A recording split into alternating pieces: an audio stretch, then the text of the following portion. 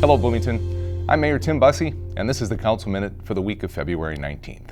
I want to start today by acknowledging the heartbreaking events and the devastating loss for our neighbors to the south in Burnsville.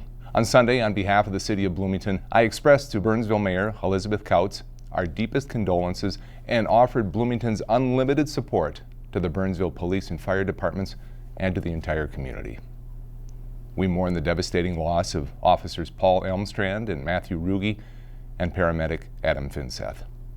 They were heroes, killed protecting the lives of children. All were devoted to keeping their communities safe.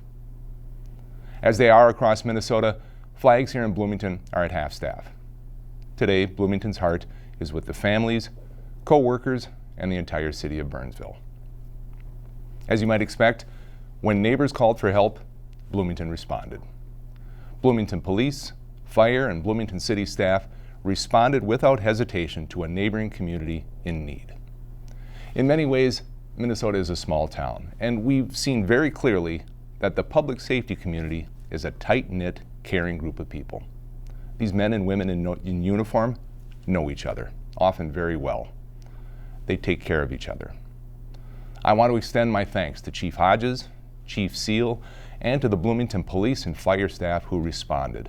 And despite the incredibly difficult circumstances, our officers and firefighters responded with remarkable professionalism and with empathy and a personal commitment to their colleagues.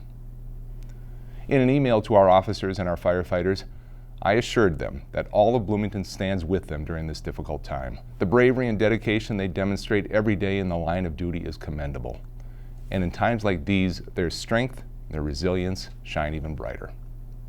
Their sacrifices do not go unnoticed, and we as a community are immensely grateful for their service.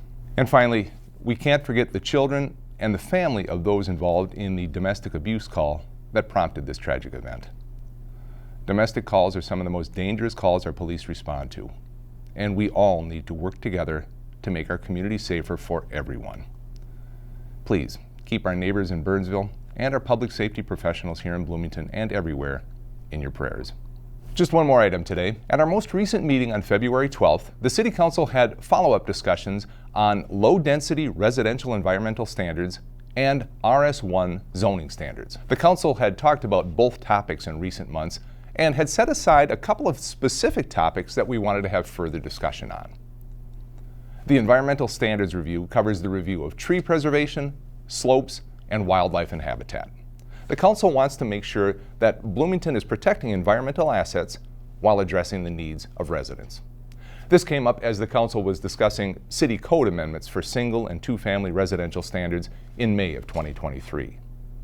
As a side note, code amendments to support native and natural landscaping, they're being developed in detail as a separate project led by Public Works and the Sustainability Commission. Now, in conducting the standards review, staff consulted resources and research from multiple sources. They conducted a review and a comparative analysis of 10 Minnesota city codes.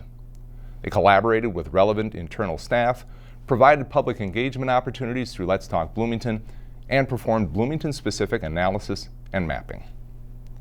On a couple of items, the Council agreed with the Planning Commission and the staff recommendations.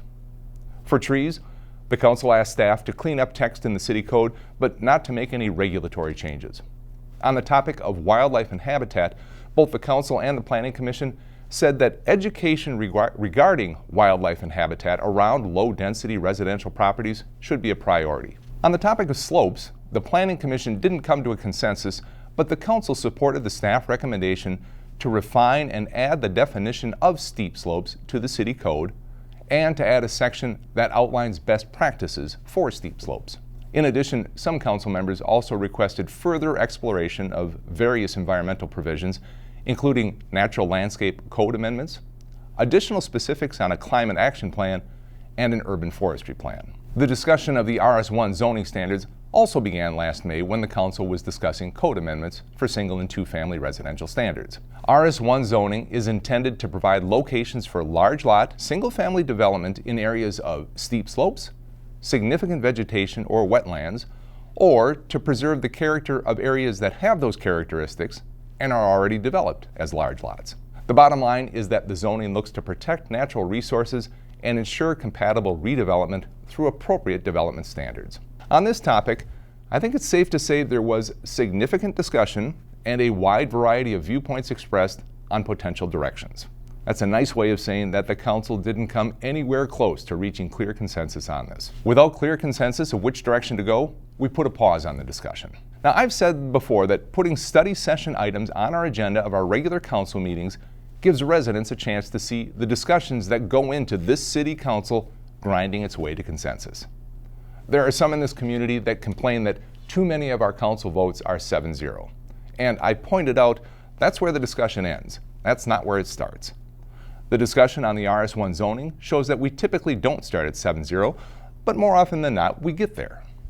This council does a good job of having respectful and productive discussions and remembering that the ultimate goal is not to win arguments, but to work together towards our shared objectives. We approach disagreements as an opportunity for growth rather than a barrier to progress. We challenge each other's assumptions and ideas.